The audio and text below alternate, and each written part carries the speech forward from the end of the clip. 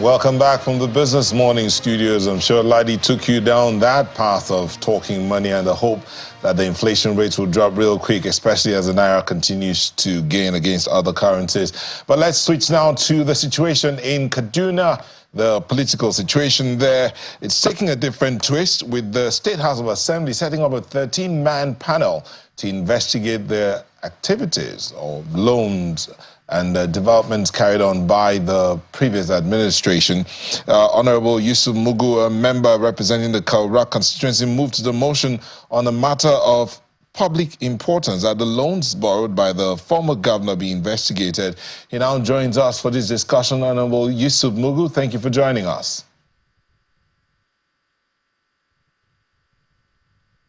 Honorable Mugu, are you there? Well done. Welcome. The network over there seems to be cracking. Okay, but can you hear me? Good morning. Good morning. So let's get let's hit the ground running here. That motion you moved, just talk to us through it. Why did you move that motion?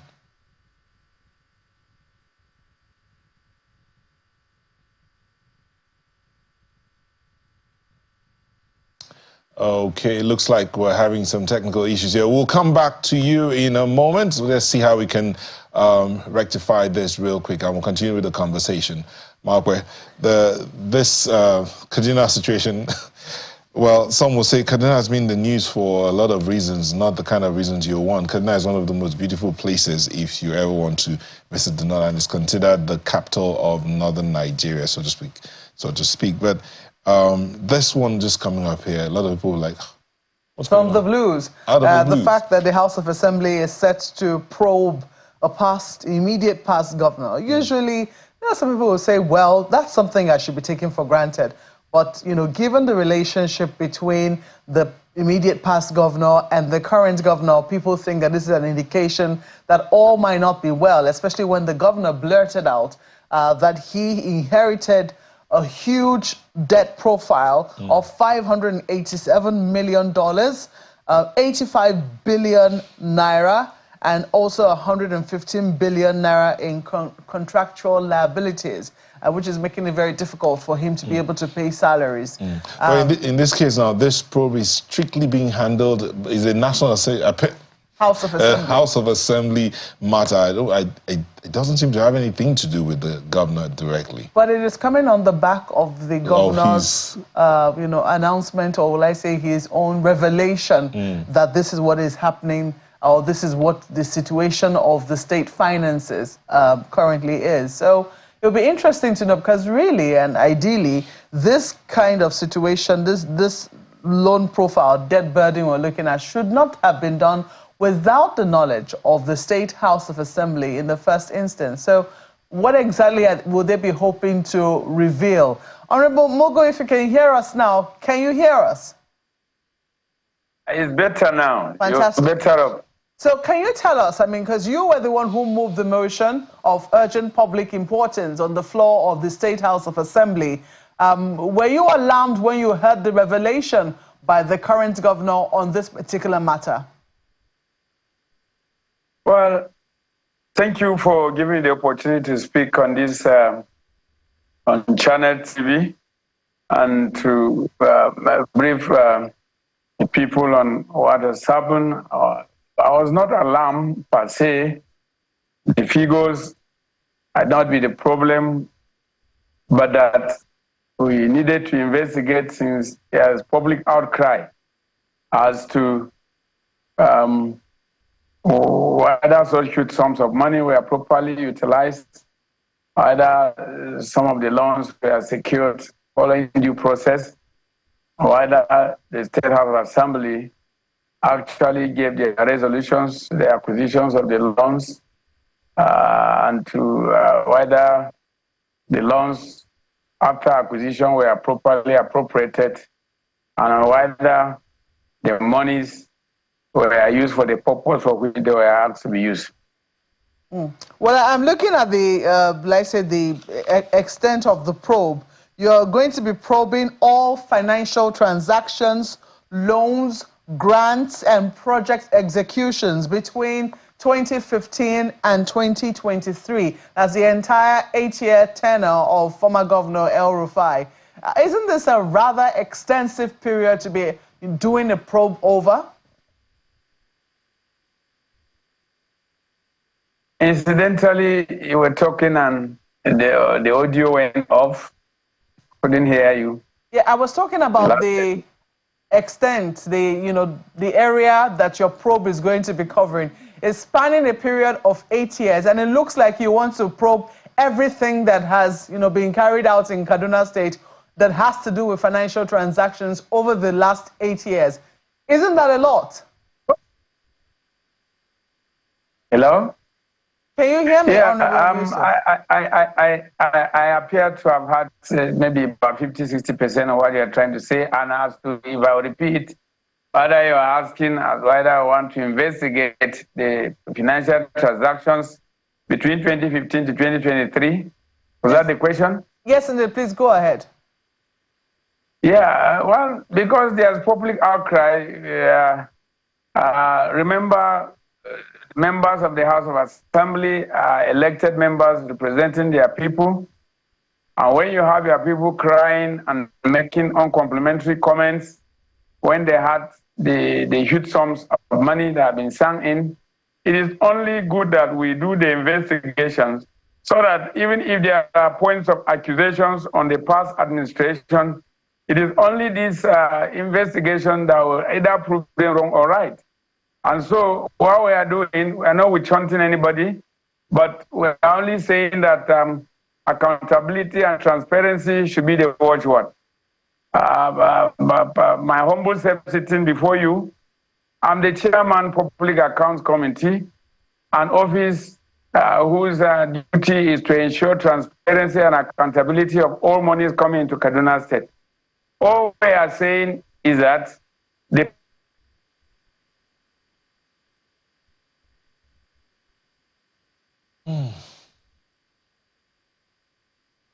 are meant to be used.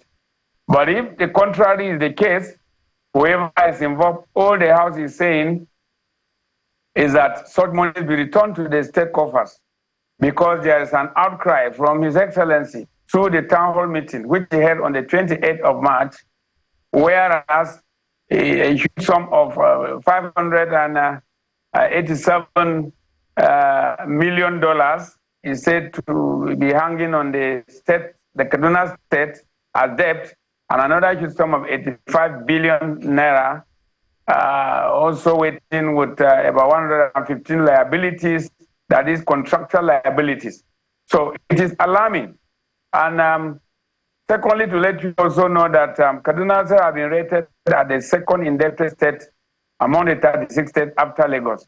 So faced by this, and with the obnoxious comments and uncomplimentary remarks Nigerians have been making, particularly citizens of Kaduna State, on the person of the governor and the governor office, we are not comfortable as an assembly. We therefore feel that when people cry, people are making some comments, we cannot afford to keep quiet. And in particular, I have a responsibility, being the chairman of the PAC office, that is Public Accounts Committee of the House, to voice out and to move for the motion that led to the discussions, that are on course. Honorable Mugu, you don't think that doing this probe at this moment will be sort of a distraction? Unfortunately, my communication with you is a little bit not good. I can't hear you properly. Okay, I'm asking, can you hear me now? Can you repeat your question? Do you think that this might be a distraction from the governance process?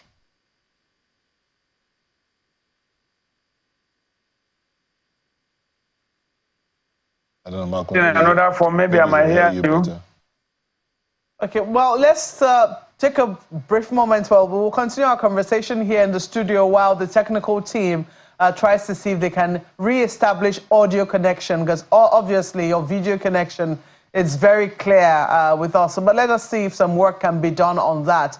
Nyota, just taking a look at what is currently happening, while it is important, I mean, he has talked about transparency and accountability, and that the fact they're doing this on the outcry of the governor, they also, there will be talk. There is no way we can divorce politics and insinuations, considering the fact that shortly after the governor made that revelation, the former governor's son, had an outburst, accusing the governor of, sleeping in Abuja and having incompetent aides around him.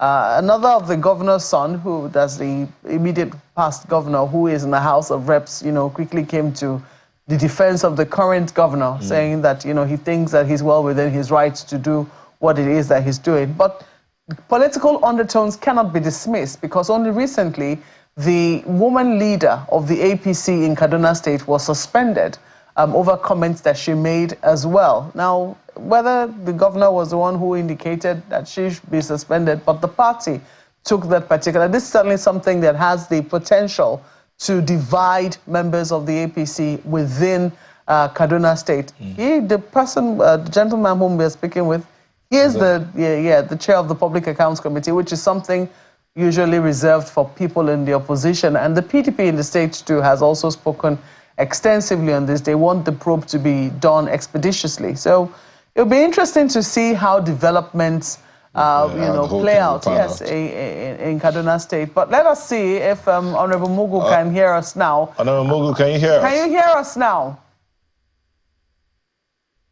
Honorable Mugu, can you hear us?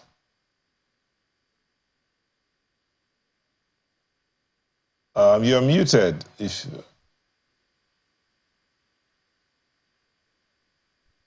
you can hear us, please unmute.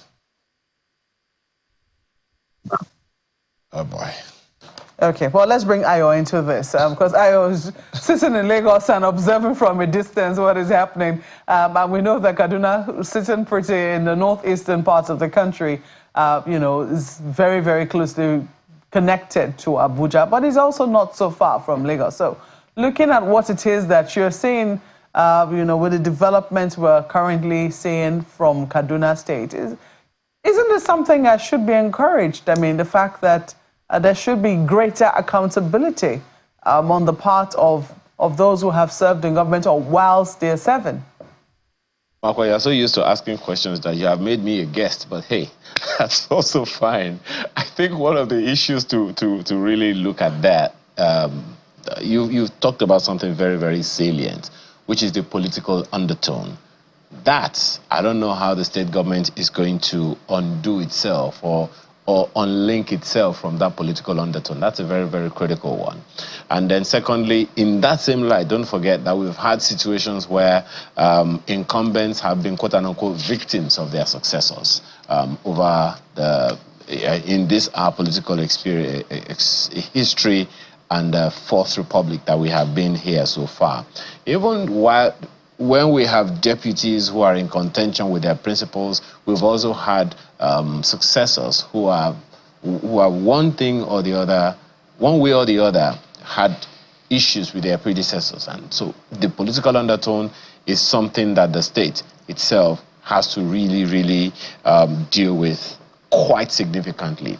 Maybe that's a question that we will put to Honorable Mugu now. Honorable Mugu, can you hear me? I'm hearing you better now.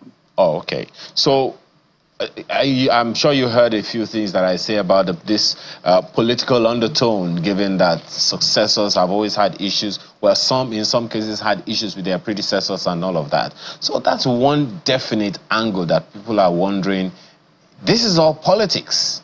How do you respond to them? Well,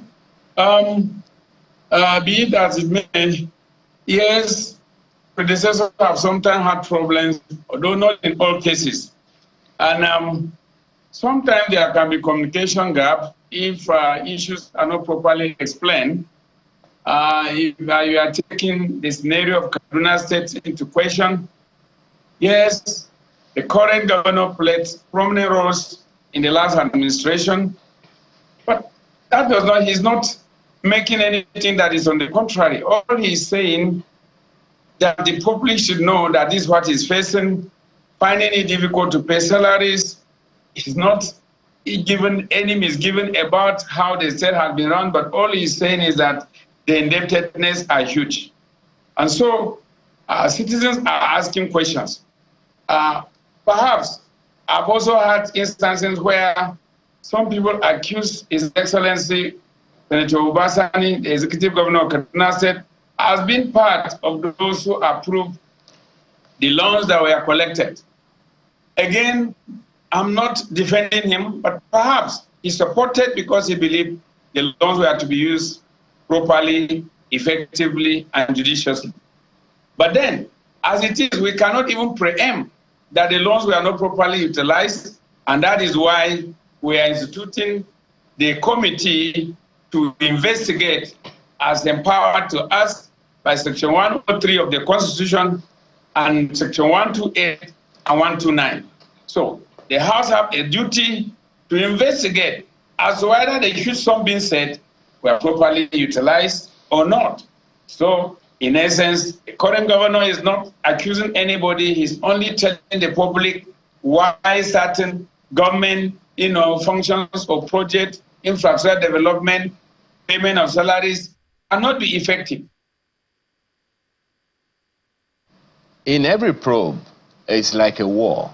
You only know how it's going to start. You don't really know, you may not be able to tell the kind of issues that will be raised. Should this probe indict the current governor, who, going by the dictates of his office, cannot be probed now, what happens?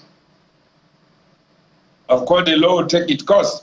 How? Remember, how will the law take its course?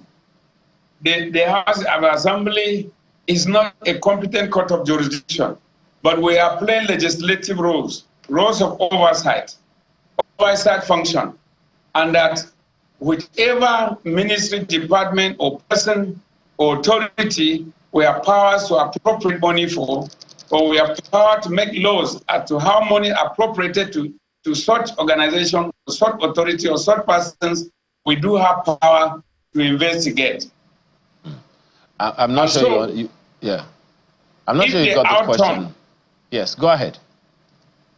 If the outcome of the investigation indict the current governor, he should also be asked, assuming the investigation reveals that perhaps he was also a contractor, and who also must, because we have some evidence that some contractors have abandoned the project. Assuming the investigation reveals that he is one of those contractors, of course, we are talking of rule of law. There is no exception. We are equal before the law. But for us to play our roles as legislatures, which is a clear function based on the separation of powers, we have to investigate. And in our submission, we say whoever is found to be involved, except for immunity clause, the governor will be brought to questions. Now, I am not sure how that will go, seeing that by the Constitution, a sitting president or a sitting governor cannot be probed, cannot be tried. Would you expect the governor to waive that right should this investigation of the House indict him? It's a matter of time. If he's indicted, assuming he has immunity clause that will cover him for now, he will never be a governor forever. But if on the other side, the outgone government is found to be guilty, all the House is saying is that they should be asked to reform. But as it is, we cannot preempt the outcome of the investigation. We are not already accusing anybody. We are only responding to what the people are accusing us of. They don't believe the money were properly utilized. Now, the investigation may reveal that indeed the money was properly utilized or otherwise. Okay. Now, will this committee also, because when we talk about an administration, many times we make the mistake of thinking that it's just the executive in office at the time. the government of any day in our kind of democracy, as in a few others all around the world, includes the executive, the legislature, and the judiciary. Is it just the federal, just the executive that is under probe, or the legislature is also under probe, including the judiciary?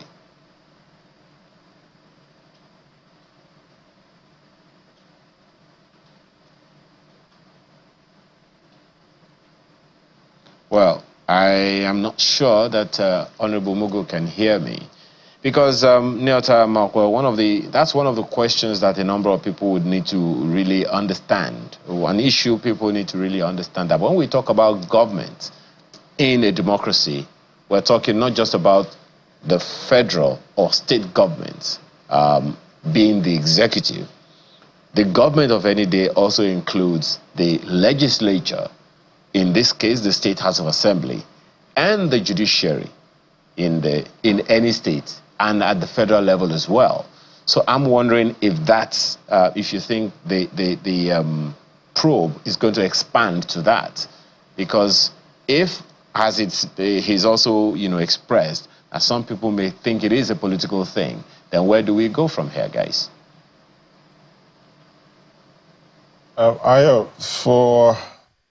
It's interesting that, as he says, continues to say, it's the cry of the people. The people are crying out, seeking accountability, and that's why the committee has decided to do this. It's time, I think, the citizens wake up and begin to hold government at all levels accountable. It does appear Honorable you Mugu signed up to this. What are you doing about this? You said you're going to do this, or this is what we agreed to. For instance, Kaduna signing to the open governance, something about open governance in 2018.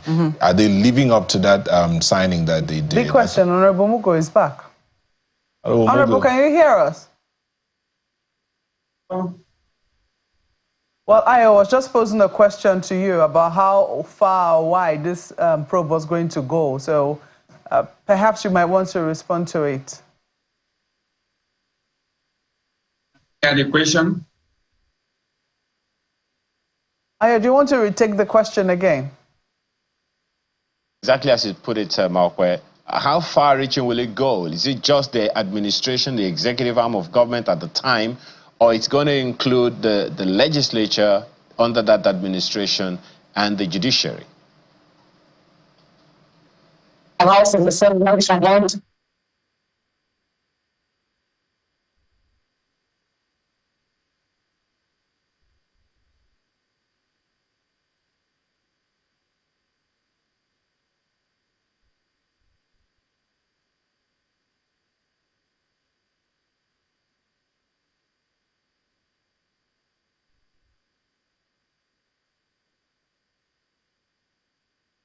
Oh, boy.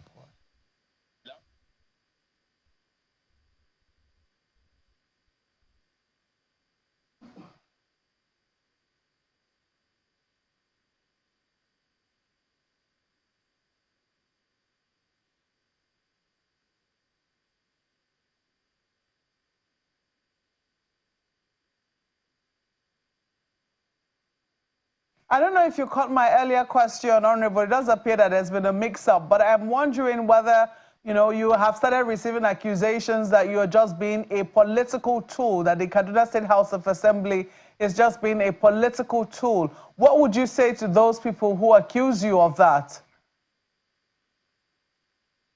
Yes. Your mouth movement. Oh, dear. So we can hear you, Honorable. Can we just ask you what your last words are on this particular matter? Last words.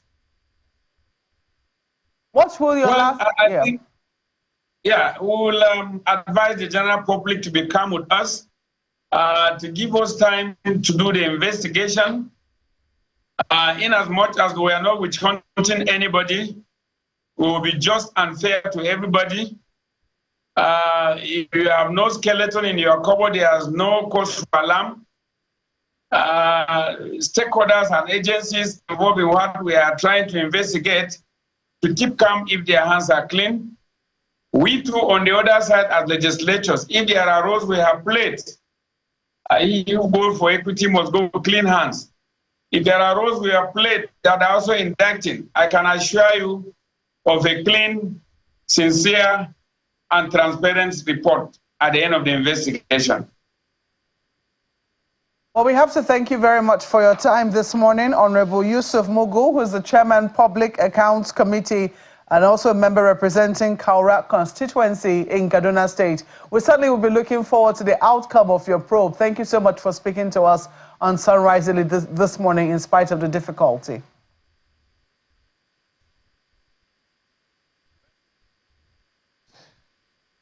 Oh, well, I do hope that eventually, because Honorable Mugu was part of the 9th Assembly that approves those loans. So in probing the previous administration, he'll probably have to answer himself how they were also able to approve some of those loans and what they did in terms of oversight in the expeditious use or the use of those loans that were obtained. But hey, what do we know?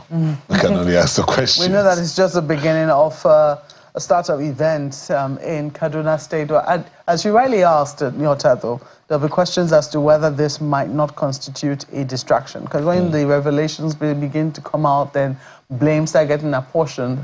Will the people of Kaduna State be holding the short end of the stick at the end of the 4-year tenure? But that's where we'll have to leave the program today, because we're totally out of time. We hope that you have sent your communication, whatever it is you wanted to send to us, via our numerous platforms. Sunrise Daily at channelstv.com is the email address to use if you want to send a mail.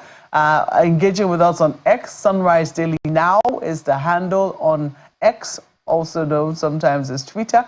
Well, it's been taken over now by X. But just in case you're wondering, I don't think anyone who's on that platform should be wondering, though. Nah. Anyways, that's where we'll have to wrap it up this beautiful morning. It's been wonderful, spending time with you. Thank you so much for watching. I'm Maokwe Yusuf. And I'm Neo Taigbe. Have yourself a beautiful day and be the best that you can be. And I'm Ayamakide. Do have a fruitful day.